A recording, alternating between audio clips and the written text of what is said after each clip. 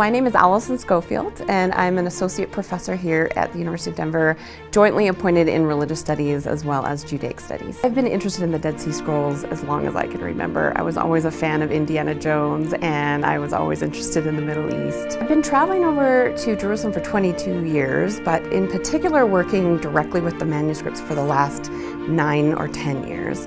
So it's very exciting to be able to handle them. Obviously, it's a very fragile sort of medium, so you really can't have a lot of people handling them, turning them over, taking pictures, things like that. It's a library that was deposited in the Dead Sea area in amongst 12 different caves. And these were deposited about the turn of the millennium, so early Judaism, the time of Jesus. And these were deposited and the people were destroyed at the time.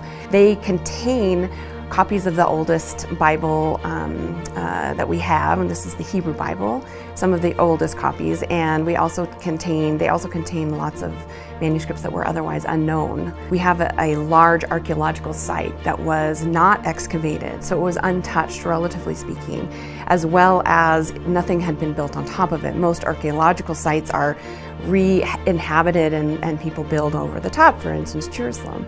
This experience was beyond belief for me. It was the dream come true for me, in the sense that since the scrolls were discovered in the late 40s and early 50s, there has not been a major sponsored excavation in that area since then. So we're talking decades.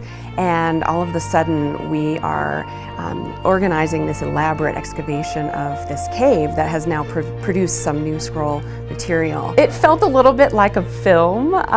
It was very surreal in that the setting itself was so dramatic. We have this cave, we call the Cave of Skulls, believe it or not. And inside the cave, really, if you're in the cave, you're hanging over a nearly 1,000-foot cliff below the cave. And then from the top, it's about 300 feet from the top of the canyon, the top of the mountain into the cave. It's really beyond my expectations for my career goals. And I every day wake up thinking, I'm really just amazed that I have this opportunity to work with these scrolls that were written by so many hands 2,000 years ago, but they tell us so much about not only the origins of Judaism, but then the branching off of Christianity. And so it is interesting for a lot of different folks for good reason, and to have that opportunity to hear those ancient voices and to be able to share those ancient voices with people, both religious and otherwise today, is a great opportunity.